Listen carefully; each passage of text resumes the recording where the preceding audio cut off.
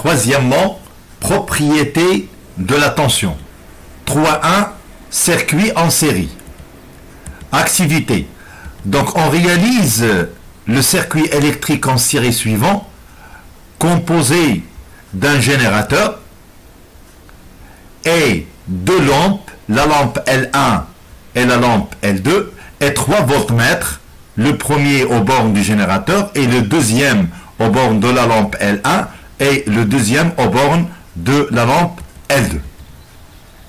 Donc on mesure la tension aux bornes de la lampe L1 et on trouve ici U de AB est égal à 12 volts et la tension qui existe aux bornes de la lampe L2, U de CD égale à 6 volts. Donc lorsqu'on fait la somme des deux tensions U de AB et U de CD, on trouve la valeur de 18 volts. Donc U de AD mesuré par le voltmètre qui existe aux bornes du générateur et on trouve la valeur de 18 volts. Donc on remarque ici qu'il y a que la tension I de AD est la tension et la somme des deux tensions I de AB plus I de CD. Alors, dans un circuit en série, la tension électrique en deux points est égale à la somme des tensions entre ces deux points. Donc, je peux prendre ici la valeur de lampes montées en série et comme vous le constatez que la tension I de AC est égale à la somme des deux tensions. Loi d'additivité des tensions. La tension entre deux points dans une partie d'un circuit électrique est égale à la somme des tensions entre les bornes des appareils montées en série entre ces deux points. Remarque. Donc, on a la tension I de AC est égale à VA moins VC, c'est-à-dire vous aurez VA moins VB plus VB moins VC, et vous trouvez U de AB plus U de BC, donc la tension ici U de AC est égale à U de AB plus U de BC lorsqu'on applique la loi de Schall. 3.2, circuit électrique en parallèle ou bien circuit en dérivation.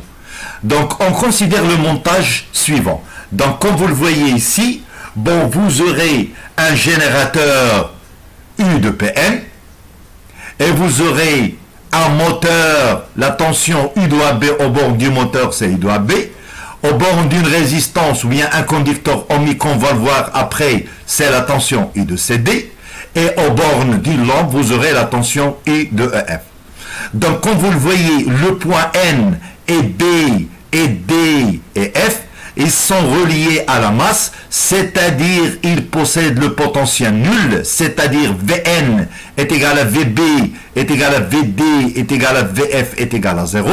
Et donc vous aurez U de AB, c'est-à-dire le point P et A et C et E, ils sont tous les quatre portés au même potentiel, c'est-à-dire vous aurez Vp est égal à Va, est égal à Vc, est égal à Ve. Donc, j'aurai ici la tension U de Pn est la même que la tension aux bornes du moteur U de AB, est égale à la tension aux bornes de la résistance, est égale à elle-même la même tension aux bornes de E de F. Donc, on relève ces valeurs des tensions, voilà. Et donc, vous aurez ici la tension U de Pn c'est 12 volts, la tension U de AB 12 volts, la tension U de CD 12 volts et la tension U de F elle-même est égale à 12 volts. Donc on remarque que les quatre tensions sont égaux, c'est-à-dire la tension U de Pn est égale à la tension U de AB est égale à la tension U de CD est égale à la tension U de F. Alors dans un circuit en parallèle, les tensions électriques sont égales pour les appareils branchés en parallèle ou bien branchés en dérivation. Énoncé. La tension aux bornes d'un ensemble de dipôles montés en parallèle ou en dérivation est la même. Quatrièmement, les tensions variables.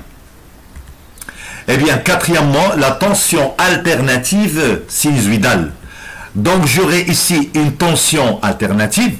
D'accord? La tension alternative est appelée variable si sa valeur change avec le temps. Comme vous le voyez ici, vous aurez la valeur, il va changer, la tension, il va changer en fonction du temps. Donc, la tension est appelée alternative quand elle prend respectivement des valeurs positives, ça on l'appelle la tension maximale, et des valeurs négatives, celle-là, on va l'appeler la tension minimale. Donc, la tension est appelée périodique lorsqu'il est répété de manière similaire et régulière sur des périodes du temps successives et égales. Donc, on obtient une tension alternative sinusoïdale quand elle prend des valeurs positives et des valeurs négatives comprises entre deux valeurs limites selon une fonction sinusoïdale. L'oscilloscope. Donc l'oscilloscope, on va essayer de le voir dans la prochaine séance.